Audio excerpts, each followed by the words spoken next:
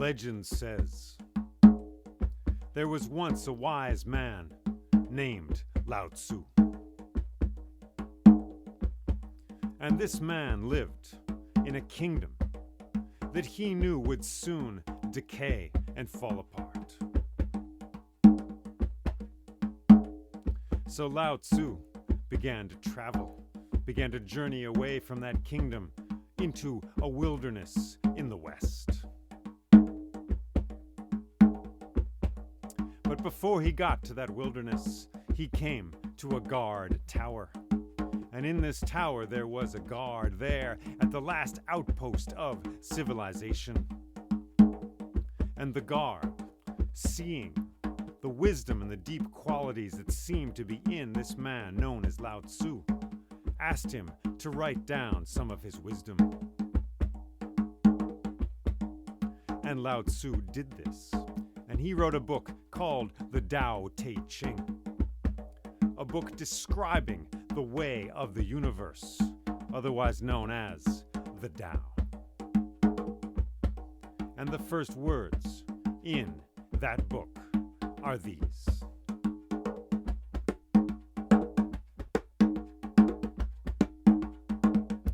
The Tao that can be told is not the eternal Tao. The name that can be named is not the eternal name.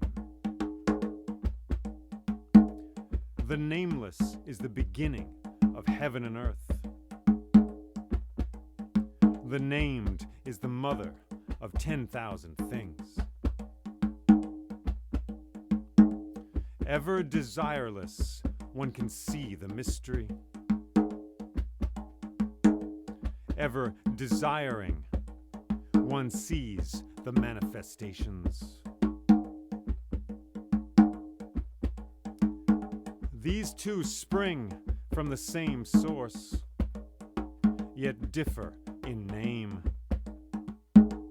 This appears as darkness. Darkness within darkness. The gate to all mystery.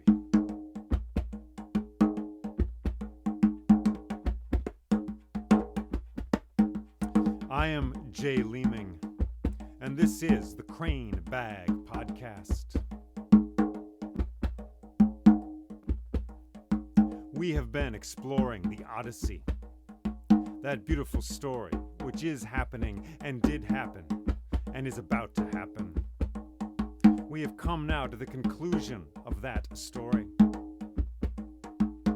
And so we begin to tell this story. For you are telling this story as I am listening, and I am telling it as you are listening, and we are both listener and teller both. And this story is not something owned by me or you or by a dusty book on a shelf. It is something which happens to us, the way wind happens to a field filled with grass, the way rain happens to the mountainside,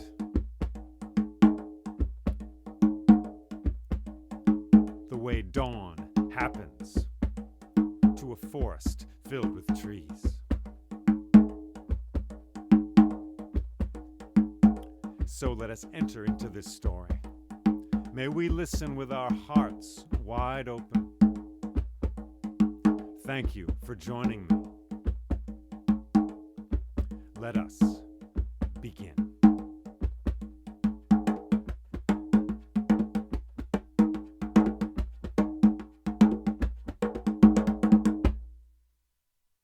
We begin with a bolt of lightning crackling down out of a clear blue sky. A kitchen maid heard it at the back of the house. She was slicing an onion at a cutting board. It was early in the morning. She went to the window, curious, looked up. There were no clouds. And she thought to herself, if Odysseus were to return, it would be in just this way, a bolt straight out of the blue. But he'll never return. And then she went back to the cutting board and the knife and the onion. In her bedroom, Penelope heard it as well. Heard that thunder as it boomed and rang across the hills of Ithaca. Half awake, she thought to herself, In just this way, I must say goodbye to Odysseus, my husband. It has been too long. I've been grieving him for years. Today, I must make a clean break and choose a husband from among the men here in my house." And thinking of this, she wept softly to herself in the bed. Down in the feasting hall, Odysseus heard the thunder as well, and in his heart he prayed, "Father Zeus, give me strength. Give me your power to strike at the suitors and drive them from my house. Father Zeus, give me your strength." So he prayed, and the god heard. And then the suitors began to enter the house. They came up from the road under the apple tree and came in through the front doors of the palace as if it were theirs. And Antinous was among them, and he called out, "Eurycleia, let us roast an ox today, for today is a feasting day, a day in honor of Apollo, the god who works from afar, the god of archery." And Eurycleia heard him and clapped her hands and called to the servants, and they rushed off to the kitchen to see about roasting an ox on that day.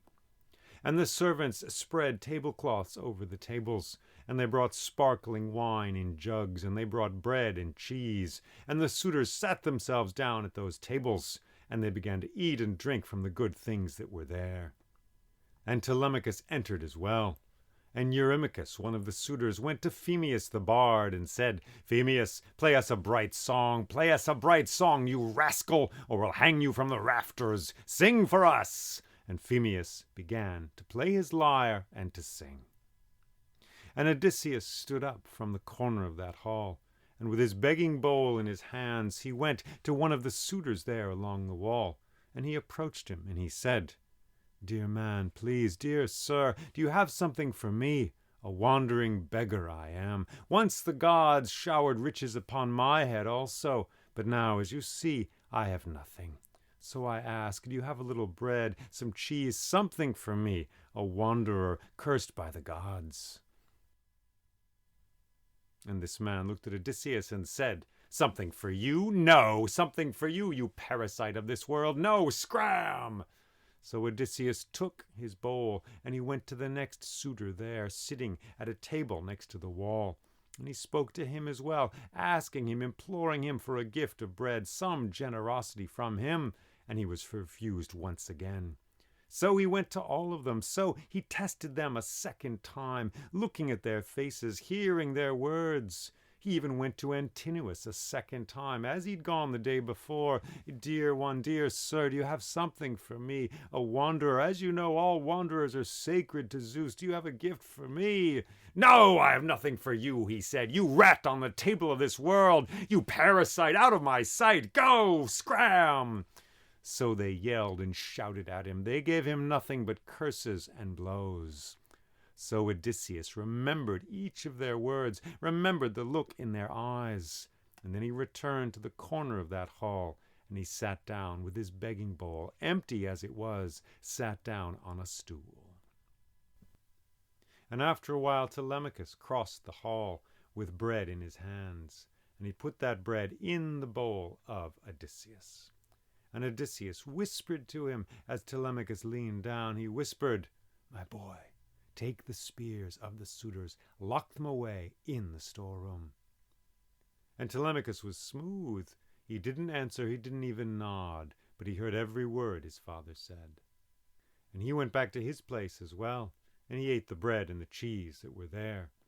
And some time later he went to the wall of that great hall, where the spears were leaning, and he picked up those spears and gathered them in his arms.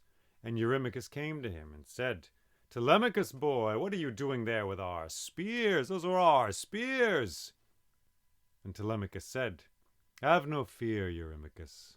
If I am truly to be master of this house, I must care for my guests and for their possessions as well.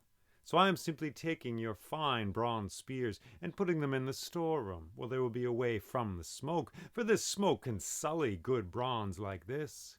And what's more, today is a feasting day, a day in which we honor Apollo, the god of archery. An argument might break out, and there will be drinking as well.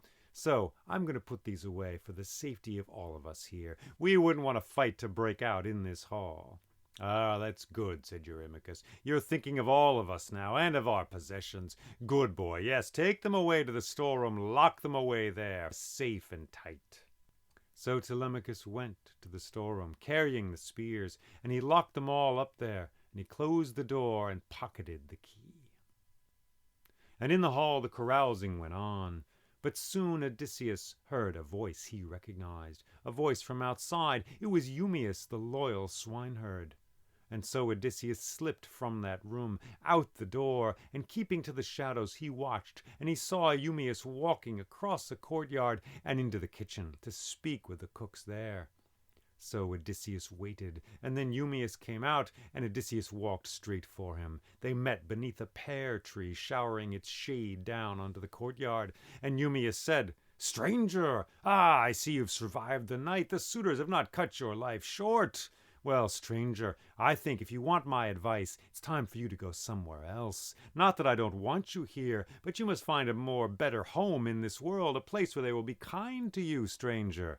And Odysseus said, "Eumaeus, I'm not going anywhere, for I am Odysseus, and this is my home." "Master," he said. "Yes," said Odysseus, "it is I. Look," and he lifted up his cloak and displayed the scar on his leg to Eumaeus. "Master," he said, "you've come back."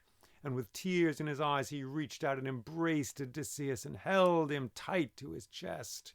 And Odysseus said, "Eumaeus, yes, I've come back, but I must remain secret, like an ember hidden in ash. Soon I will flare up and drive the suitors away. And my question for you is this: when the battle comes, do you wish to stay out of it, or can you help me to drive these suitors from my house?" And Eumaeus said, "Master, I and my stout spear will stand by your side." "Good, Eumaeus," he said. "Well, stay quiet and stay near the feasting hall. When the moment comes, you will know."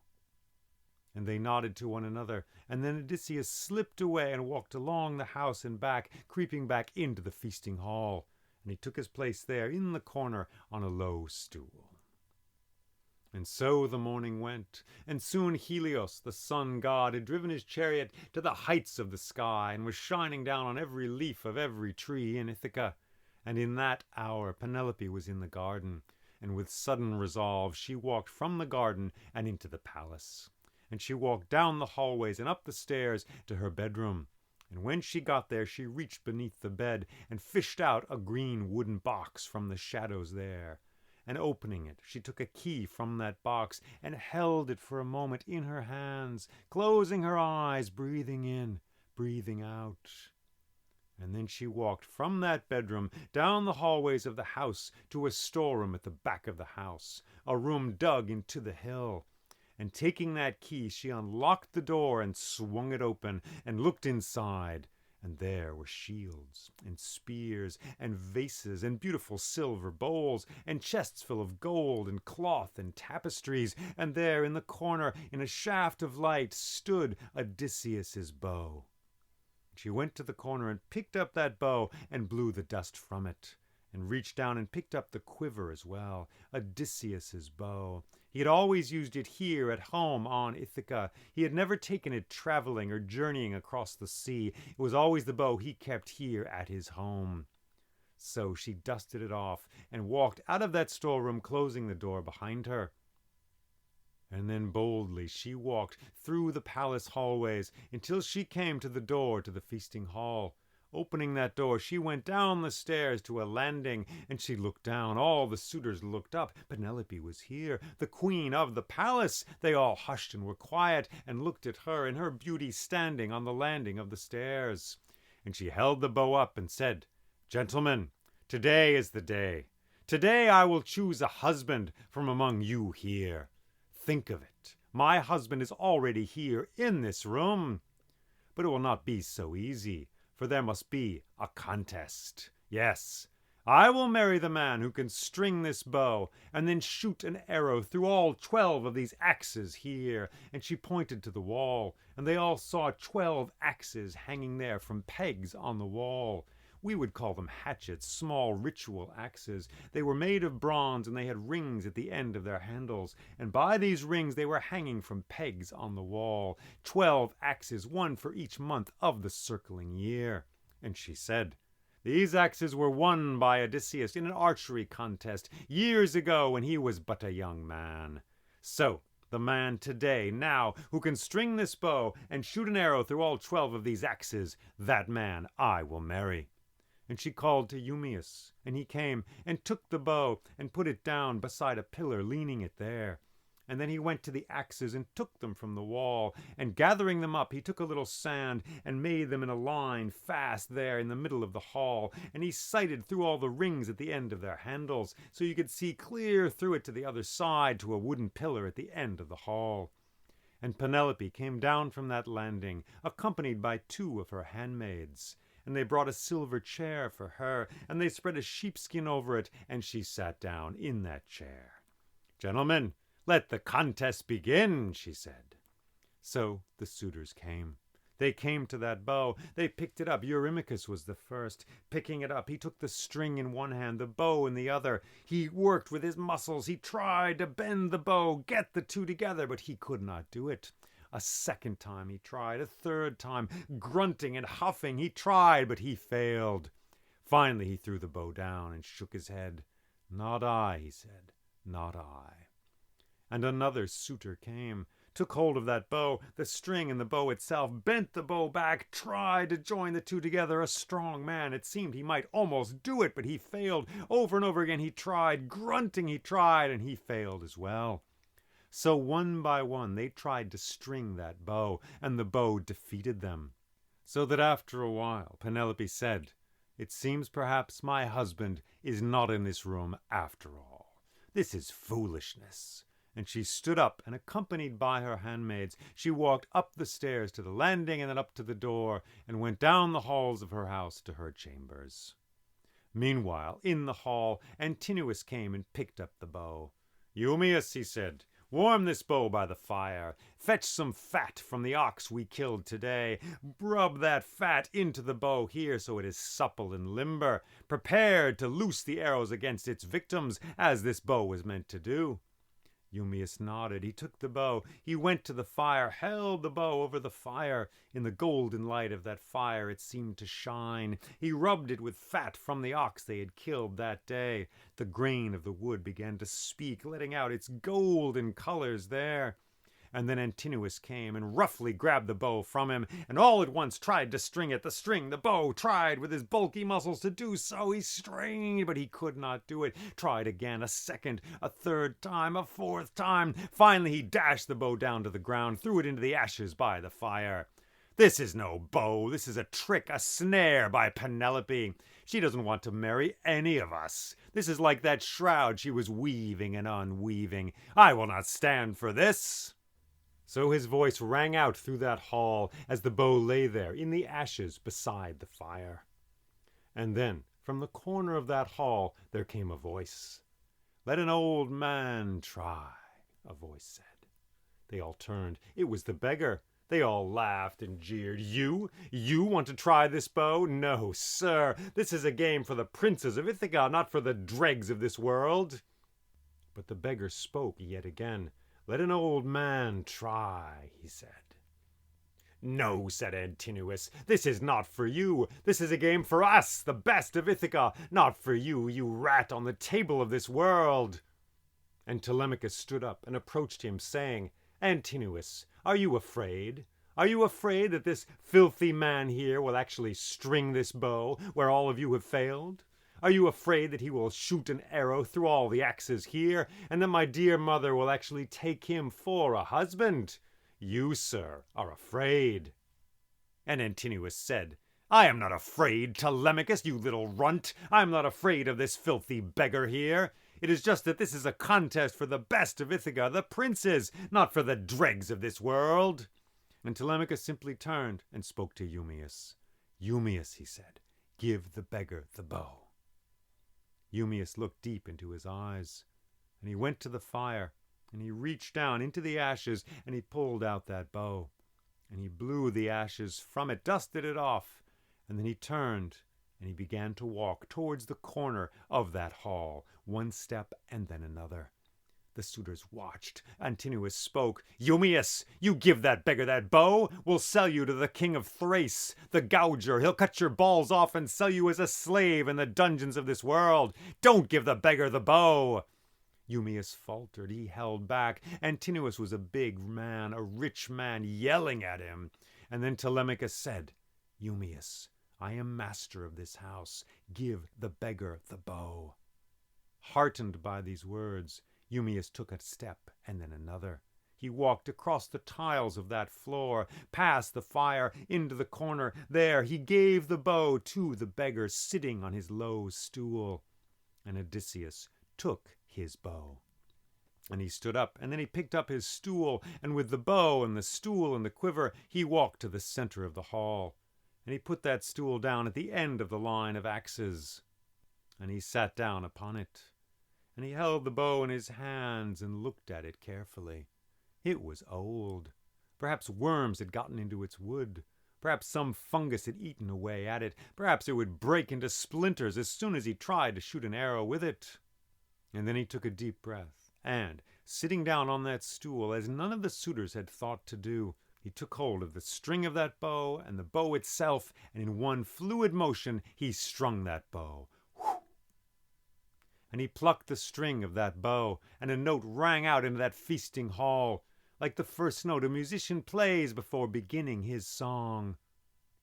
And Odysseus reached down and took hold of an arrow and fitted it to the string. And pulling the arrow back, he sighted down the length of those axes, down all 12 of them, and then he let the arrow go. Thunk it went through all the circling rings of those axes and buried itself in a pillar at the end of the hall. "Lucky shot, stranger," all the suitors said. And Odysseus took the quiver and poured all the arrows down onto the ground at his feet, where he could see every one. And he said, "This contest is over.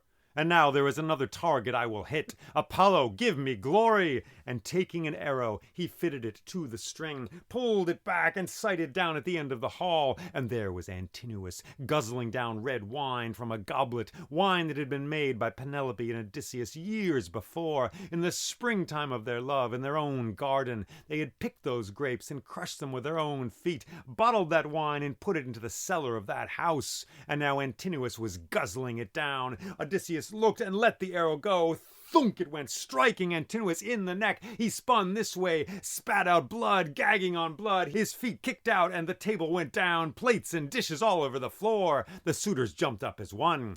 "Stranger, you've shot your last. You've killed one of the best of Ithaca."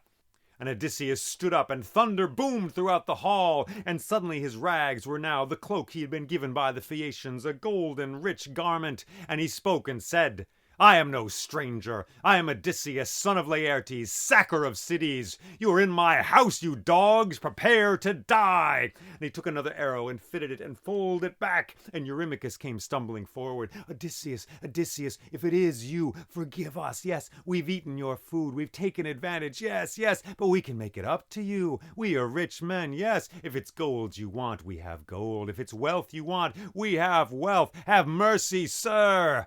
"I will show no mercy," said Odysseus. "You have put a stain on this house that can only be washed away by your own blood." And he let the arrow go. Thunk, and it hit Eurymachus in the chest. He spun this way. Coughing, he went down into the dust, breathed out his last, and his soul went down to the kingdom of the dead. So the suitors then jumped up. They went for their weapons, but their weapons were not there. They looked at the doors, but the doors suddenly slammed shut, locked from the outside by Eumaeus and by Telemachus. The only door open was behind Odysseus, and the sky shone through it.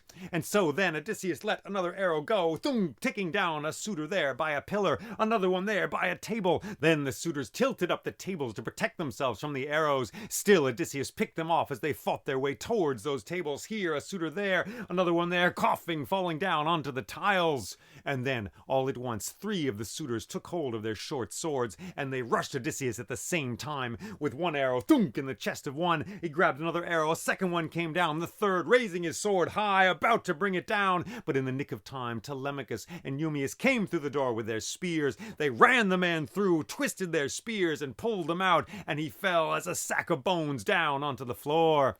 So Odysseus fought them off, arrows flinging this way and that from his bow, winged their way through the air. One was cut down here, another came at him with one of the axes from the floor, this way and that. Soon all the suitors were dead, soon they all collapsed onto the floor, and their blood ran through the tiles of that feasting hall. And Odysseus and Telemachus and Eumaeus looked. They saw one man moving at the back, Phemius the bard. Quivering, he put down his lyre. He came running across the tiles. He threw himself at Odysseus, wrapped his arms around his knees, said, "Odysseus, please, sir, have mercy. I sang for them, yes, but they demanded that. They would have killed me otherwise. Have mercy, please." And Telemachus spoke, "Father, spare this man. It's true what he says. The suitors made him sing. They would have killed him otherwise." And Odysseus said, "Phemius, I will spare you. But look around at this scene. Look at these bodies on the floor. Look at Telemachus, at Eumaeus. Yes, look at me here with my bow and my arrows. Remember this scene.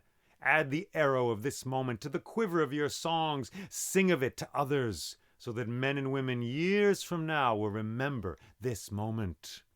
"I will," said Phemius.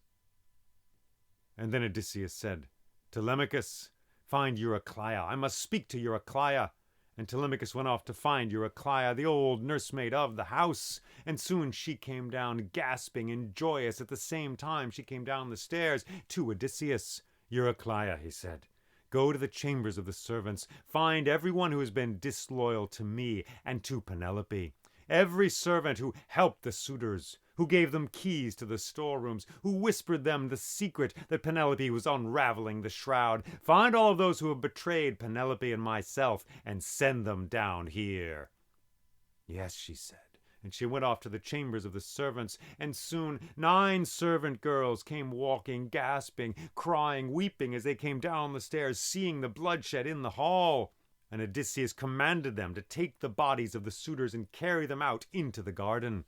And as they did this, he turned to Phemius. "Phemius, play a sprightly dance, a feasting song, play a bright song of spring in this hall, so that passers-by on the road outside will think there's a grand feast happening in this house." "Yes," said Phemius, and he began to play, his fingers nimbly laughing amongst the strings, and a song went up, and a sprightly dance filled that room and wafted out the windows to the land outside. And in the garden, Telemachus and Eumaeus took a large rope from a ship, and they flung it up over the branches of an old oak there. And then they took all the servant girls and hung them from that tree, dangling them there, hanging them there from their necks. Their feet danced, quivered this way and that as the music played, and then their feet were still. And inside the hall, Odysseus said, "Eurycleia, fire, brimstone, water, and sponges. Let us scour this house clean of all the ills that have plagued it for so long." And she clapped her hands, and the servants set to work. And they brought fire and brimstone. They burned that brimstone, and the smoke rose up, filling the air, scouring that house clean. And they threw water on the floor, and with great sponges from the sea, they washed those tiles and washed the blood clean. They spent a long time at this. Hours went by. And finally that hall was clean. Finally it sparkled. The last smoke was just drifting out the windows there. And Eurycleia clapped her hands and assembled all the servants, and they all came and stood in a semicircle there around Odysseus. Odysseus, who still had his 2 hands clenched as though he were holding 2 spears. And looking at them, shaking, he released his hands and breathed out. And then he wept, for he knew all of them by name. So that hall was cleaned and scoured. It took most of the day. And late in the afternoon, when the sun was about to go down, it was all finished. And then Odysseus went to Eurycleia and said, "Eurycleia, go find Penelope. Tell her that I have come home." "Yes," she said. And she went up the stairs to the chambers of Penelope. And she knocked on the door and went into her bedroom, and there was Penelope. For Athena had spread a sweet sleep over her body. She had slept through the entire battle and slaughter of the suitors. And Eurycleia said, "Penelope, my queen, Odysseus is home. Your husband Odysseus has come home. He's killed all the suitors. He's driven them from your house. He is waiting for you now, down in the feasting hall." "Odysseus?" Penelope said. "Yes, my queen. your own husband, home at last."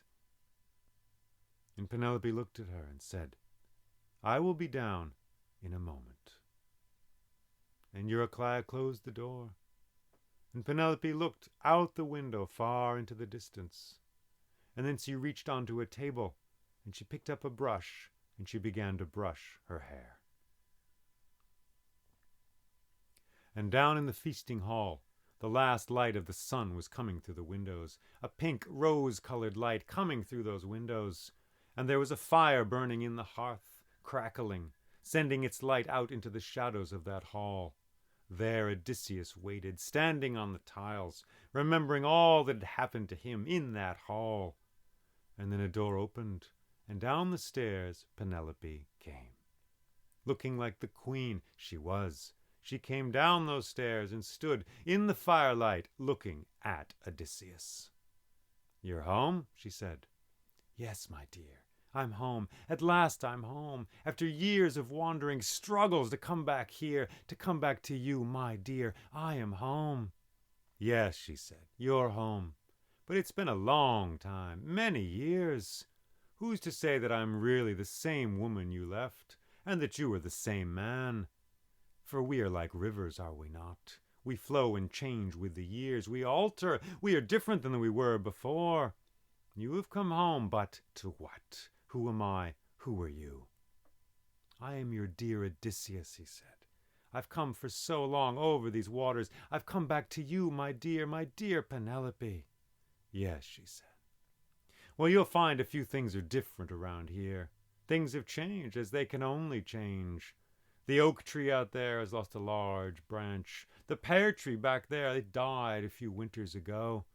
And the house itself is different. I've moved a few things around. In fact, I've even moved our bed. For I've moved it from its place there by the wall, near the window, for I wish to see the stars." "You cruel woman!" Odysseus burst out. "You can't have moved that bed. No, I built that bed right there. I built it from an olive tree that was rooted in the ground. I trimmed all the branches myself. I got all the bark off that tree, and I built that bed with that tree there. It is rooted in the earth. You cannot have moved that bed." "Oh, Odysseus," she said, "it is you." "Yes," he said, "I'm home." And with that they reached for each other, and like two rivers collapsing together, they came together and embraced, and tears of joy and of sorrow fell down their cheeks. And they held each other in that moment and felt all the sweetness of being together again, holding each other there in the firelight. And then Penelope took Odysseus's hand, and she led him up the stairs. She led him all the way up the stairs to their bedroom. And entering that room, they closed the door behind them, and they lay down on that bed. And there they remembered each other, remembered their shoulders, their knees, their cheeks, their lips, their eyes, and their own hair, their bodies again finding out each other, discovering the territories of the body they had once known so well. So they shared in the delights of love in that bedchamber for a long, long time, and it was sweet. And when the time was right, they began to tell each other their stories. And Penelope told Odysseus about all the years that had passed, and how it had been raising Telemachus there on that island of Ithaca, with the help of Laertes and Anticleia. And she told him of the suitors who had come, filling that house, pestering her, desiring to marry her, and about all she had done to keep them away, and about the shroud and the weaving of that shroud. So she told him all that had happened in all the years he had been gone. And Odysseus told Penelope of his travels, told her of the Trojan War, told her of the city of the Ciconians he had sacked, of the island of the lotus eaters, where that flower, if you nibble on it, will make you forget your home. He told her of the island of the Cyclops, and of the king Aeolus, who had given them a bag of wind. He told her of Circe the enchantress, and the journey to the land of the dead. He told her of the Sirens, and of Scylla and Charybdis, and Thrinacia, the island sacred to the sun god, and of his time with Calypso and with the Phaeacians, and how finally he had been brought ashore to Ithaca itself, and how he had spent time with Eumaeus, and then made his way to the hall in disguise as a beggar. So he told her of his journey, and he also told her of the journey yet to come, when he must take an oar and walk inland very far until someone mistook that oar for a winnowing fan. He told her how then he must make a temple to Poseidon to appease the anger of the god. So he told her all these things, sharing his story, and their words mingled together in the air, the two threads of their lives making again a single thread, strong and beautiful, in the night air. And then, when all the talking was done, they slept. And they slept a long, long sleep, and muscles inside them that had not relaxed for years finally eased and were soothed by that restful slumber. And then, finally, they awoke. They awoke, but it was still dark. There were no birds singing. There was no light in the sky. The two of them awoke together in that dark house. For Athena had lengthened the night, giving them more time to be together there. So Penelope took Odysseus by the hand, and led him from that bedchamber, and down the halls of that house, past the quarters of the servants who were all sleeping, past the bedroom of Telemachus who was sleeping as well.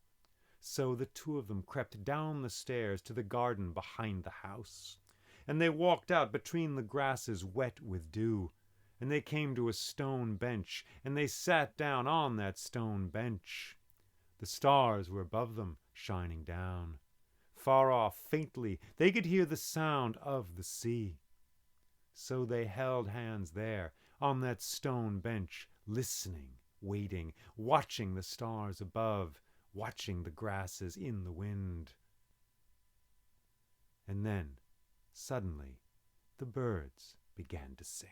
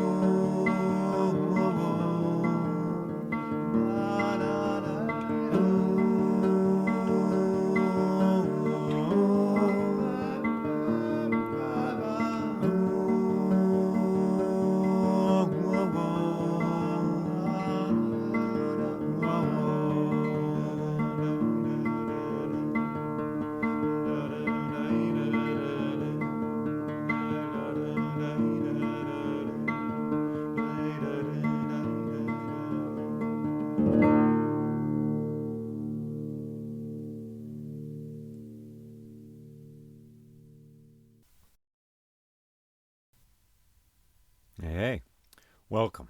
Thank you for listening to this story. Thank you for attending to this story. And how does it feel? How does it feel, this story, to you? Where do you feel it? In your knees, in your hips, in your forehead, in your heart? Where do you feel this story? Where do you go in it? Thinking back, dreaming back over the images from this part of the Odyssey. For me, I go to the twang of the bowstring, when Odysseus gets that bow in his hand and plucks the string like a musician about to begin a concert. We've spent a long time getting here. He's spent a long time getting to this moment. We've had all the abuse heaped on him by the suitors. He's been a beggar for a while now. This man who was an arrogant warrior at the beginning of our story has been forced by the gods, by circumstances, by the curse of Poseidon, to be nobody for an extended time. And he's had to restrain himself over and over again.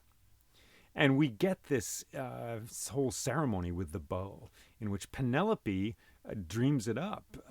This is the test for the man I'm going to marry, to strike an arrow, to shoot an arrow through all these axe heads, which Odysseus won in an archery contest as a teenager. And Homer, whoever he or she draws it out so wonderfully. I've condensed it even a little bit, but getting the bow into his hands, it's like, wow, you see the suitors get it ready. They can't string it. Eumaeus carries it halfway across the room, and then he falters. It's just great, the sort of suspense building up in all this. Terrific. And also, I'm reminded of Jack and the Beanstalk, actually, when Jack's mother hands him the axe to chop down the beanstalk and kill the giant. The mother in that story is recognizing Jack's ability as a person, perhaps as an adult. I don't know. He's not an adult yet, I guess, to do this thing, to chop down the tree. In the same way, Penelope, in some sort of sly and beautiful way, is giving her husband the tool he needs to do what needs to be done. It's almost like, this is who you really are. I'm going to help you be who you really are, which is what I hope for, which is what any of us can hope for in relationship, right? Here, I'm going to help you be who you really are. And who you really are is a part of this relationship, but it is something beyond that as well. So she gives him the bow. And of course, you could wonder, maybe she knows, maybe she's recognized him already, because she told him this plan the night before when his feet were being washed. After that, she said, this is my plan. I'm going to get the bow down here. So he's Mr. Clever, right? But she's Mrs. Clever as well. She's very clever as well. Perhaps she notices him. She knows it's him and doesn't let on. Well, that's certainly possible. But in any event, he gets the bow into his hands, he twangs it, and that's a moment which sings out for me. He plays that note on the bow, and then he wins the contest by shooting the arrow through, and he's like, this contest is over, and we get death, we get carnage, we get revenge. He kills all of the suitors. And I guess we should jump right into this moment, right?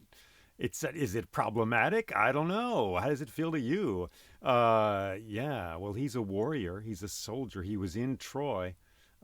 Death and blood were all around him there. And he dealt out death to the Trojans. And now he's home. He began as this arrogant warrior, foolhardy in many ways. He learned some things and he's back home. Has he changed at all? Is he different from the man who was in Troy? Well, I sure would like to think so, especially after all he's gone through. And there do seem to be examples of evidence of his changing in the way he's able to restrain himself, as I said, before in the cave of the Cyclops, he was nobody, but he wasn't able to rein it in. And the next day when he escaped, he's like, I'm somebody, I'm Odysseus. And that was, of course, a bad move. And it brought down the curse upon his head from Poseidon. But now he's declaring himself, and is he different or not? Well, how do we feel about the death of the suitors? For me, emotionally, I'm ready for it. I'm feeling like, let's get the bad guys, let's get the bad guys. And there's a desire on my part in this story to yes, now come on, no mercy, get him. And then we get this scene, this horrific scene, in which the servant girls who betrayed Penelope by exposing her scheme with the loom there and weaving the tapestry. And all the servant girls who helped the suitors are hung from the trees by Telemachus and Eumaeus, which is grisly and horrible, as Phemius plays a song to make it seem like there's a dance happening and a feast happening in that hall. So I don't like that so much, personally. There are storytellers who take that out, and that's a perfectly reasonable choice. These stories are meant to change. They're meant to speak in us and through us of our own times as well as the past. So you can totally do that. I didn't feel it was right somehow to take that out, so I kept it in. I guess I like how this story pushes me, because it welcomes me into this good guy, bad guy thing, which I'm like, yes, get him. And then all of a sudden it's really like, whoa, it makes me question my own urge, enthusiasm for the violence of the story. And this story exists with all the other stories you and I have heard nowadays in the 21st century and the ones we grew up with. Is it possible? Could Odysseus say, all right then, okay, let's talk this out. I'm back. You all got to leave. Well, maybe that would work. I can see factually, I can see sort of the facts of the matter, how that might work in this story. But I'm not sure my heart would sing in the same way, just to be honest, to be vulnerable for a moment and messy. Yeah, we need dialogue. We don't want to go around killing people. Of course not. But yeah, I'm not sure it would resolve the story in the same triumphant way as this does. So that's the question for us hearing it. And again, I invite you to think about the stories you've heard in other places. You know, blockbuster movies. I grew up on Star Wars, for example. Luke, do we need to blow up that Death Star? Well, maybe we don't, actually. There's thousands of Imperial workers on there who are more or less innocent. Why are you going to make them all die a horrible death? Well, could that end that way? Lord of the Rings. Let's talk this over, Sauron. The orcs, maybe they're not all evil.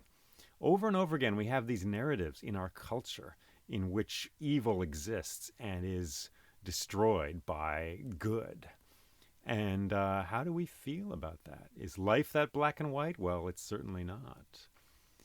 So anyway, I don't have an answer for you or for me, but I like the way this story pushes me beyond where I'm comfortable and is like, okay, you want some violence? Here's some violence. And then now we're going to hang all the serving ladies. Yeah, you know, that's kind of horrible. So I like the way it makes me question that. And also I love Phemius the Bard there, who is spared by Odysseus, and Odysseus tells him to remember this scene, put this in the quiver of your songs, and sing of it so men and women years from now will know this story. It's a beautiful moment in which the poem sort of looks out at us here, listening to it. And then we get the cleaning of the house, and then we get the meeting of Penelope and Odysseus after so many years, which in many ways seems very believable to me. She doesn't rush into his arms, you know, he's willing, it seems, but she's like, who are you exactly? Which seems very real to me. She is clever, she is crafty, she is suspicious, just as Odysseus has shown himself to be throughout this story. So she tests him. She tests him about the bed, and we get this bed, this marvelous image of the rooted bed, a relationship rooted in the earth, a relationship he worked for by making the bed, you could say, metaphorically. Is it too much to say this is like the tree of the world tree, the tree at the center of the universe, with the realm of the gods in the branches? All the worlds are in these branches, and it is rooted in the underworld. They are sheltered in a way by this tree. The bed is in the tree, from the tree. Well, maybe yes, maybe no. And Penelope, very interesting character. She's not given a lot to do in this whole story, that's for sure. And I want to, in some ways, make a whole narrative for her where she has all kinds of real adventures while he's gone. It's 20 years after all. What happened to her in those years? What did she go through? I'd like to dream up a narrative in which she has these fulfilling adventures and then somehow still is ready to come back and welcome him as he comes back. And perhaps you could do that. Others have done such things. Margaret Atwood wrote a wonderful book called The Penelopiad, imagining her journey over these 20 years at home. Ovid, O-V-I-D, the poet, he wrote letters from the women in the myths, the Greek myths, and one of them is a letter from Penelope to Odysseus saying, basically, get your butt back here. So people have looked at this and taken this on, her voice, and dreamed into her story. So I love all of that, and I aspire to that. But also, I'm a little bit hesitant to give her an action-packed narrative because there seems to be something really essential here in the balance between his outward adventures and her sort of inward adventures at home. These days, yeah, at home is home. Is home a cool place to be? Do we want to be at home? I stay home, I bake bread. Well, I, Jay Leeming, do that, and perhaps you do too. It's like yang and yin. Again, if I can break into a brief Chinese philosophy, yang and yin. Yang, the bright side of a hill. That's its literal meaning. Yin, the dark side of a hill, the shady side of things. So Odysseus' adventures, you could say they might be exaggerated. Gods, goddesses, monsters, huge storms. And perhaps Penelope's adventures, perhaps her experience during the same time is equally exaggerated. So the poet, Homer, whoever he or she is, amplifies it. Not just 10 years of staying home, but 20 years of staying home. Also, it is, so that seems somehow to anchor his adventures. And of course, we might want to switch the genders. Perhaps we could. Perhaps he's the one who stays home. She's the one having adventures. Well, I'd love to have stories like that too. Let's go find some or dream some up. But there does seem to be something true to me about this partnership where one of them stays rooted and the other one is out in the world. If they're both out in the world fighting monsters and goddesses, well, what do you have left? Is there a relationship left? Is there a home left to come back to? Someone has to keep that fire burning. And much as I cry out against this sort of secluded life Penelope seems to have, well, there are riches there. Emily Dickinson knew those riches. Also, it's secret from us. It's hidden, just as the dark side of something is hidden. Perhaps we aren't really meant to know what she did in those 20 years. It's a dark place, an unknown place. Not dark as in scary and evil, but dark as in just mysterious, unknown. What did she know? What did she do in that time? So that also feels right to me. There's the part of us that is awake in the day. Every day is a lesson in this. Every day the sun shines, we go out into the world. At night, we return, we sleep. All those words beginning with R-E. We restore, we revive, we dream, we go inward. So in this story, these two forces, the outward energy and the inward energy, are kind of embodied in Odysseus and Penelope in a great sort of almost cosmic dance, right? It seems like a ritual. The dark and the light, the mysterious one who was home guarding that hearth, and the adventurous one who was out in the brightness, in full view, and doing foolish things often. The two of them come together in the flickering light, the half light, the light that is twilit, that is half this and half that. They come together there, around the image of the rooted bed. Beautiful. And then they go to the bedroom and they come to an agreement of body and soul and of story as well. They tell their stories. That's how they remember each other as well, is by saying their experience aloud to the other. That's how we come together as humans, often is by telling our stories. And he tells her also how he must make another journey and walk inland with a paddle on his shoulder until he gets to a place where no one knows what it is, where they think it's a fan for winnowing grain, and how he must make a temple to Poseidon there. So after all his traveling and his coming home, he must leave again, but hopefully not for that long. So the god is appeased, Poseidon, in the end by gaining new territory. He's given a new spot. His kingdom is made larger by Odysseus, and because of that, he is forgiven. That's what we can imagine happens next in this story. And I should say there's a whole other book of this story after this one, and I haven't found a way to weave it into my telling of this story. This book describes how the suitors go down to the underworld and tell their story of how they all died. It describes how the families of the suitors come in a great mob to kill Odysseus and his family, and how Laertes, Odysseus' father, hurls a spear and kills a person, a relative of the suitors, and then Zeus sends Athena down to make peace, to just declare godlike magical peace on the island of Ithaca. and she makes many of them forget what has happened, and peace is restored. I can't find a way to weave that in. Maybe I will someday. Many people for thousands of years, remember this is an old story, right? So 3,000 years ago it was written down about.